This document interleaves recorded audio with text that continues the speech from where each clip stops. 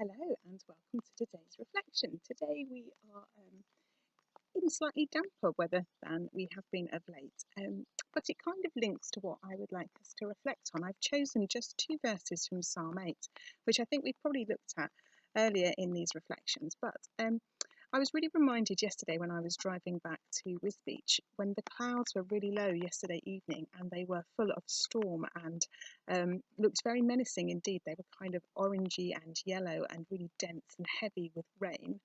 Um, and it just reminded me of how small we are in this whole universe that God has created, how insignificant we are in one sense, but yet we are all children of God and are all loved by God. And the verses I want to read to us from Psalm 8 are verses 3 and 4.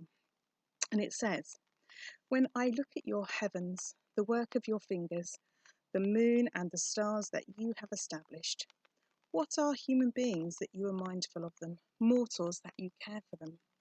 And sometimes I think it's really hard when we get caught up in our own lives to remember our own insignificance, but also our infinite worth and value to God, that He loves us and that He created us and that He has created us in order to be loving beings here on earth, to support one another and encourage one another and to care for His environment.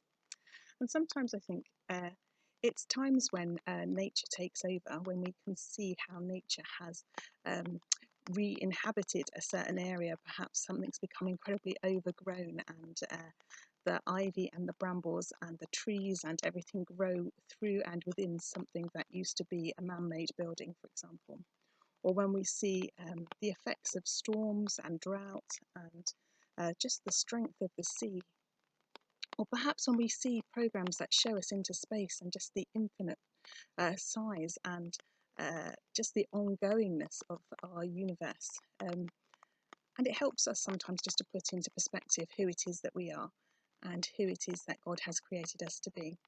And helps us to perhaps just take a step back from ourselves and our own individual situations, which can sometimes be very all-consuming, and just remind us that we need to praise the God who made us, praise the God who made the universe, and just to stand in awe of the wonder and the variety and the beauty that is around us, and to thank God for who He has made us to be, whether we like that person or not.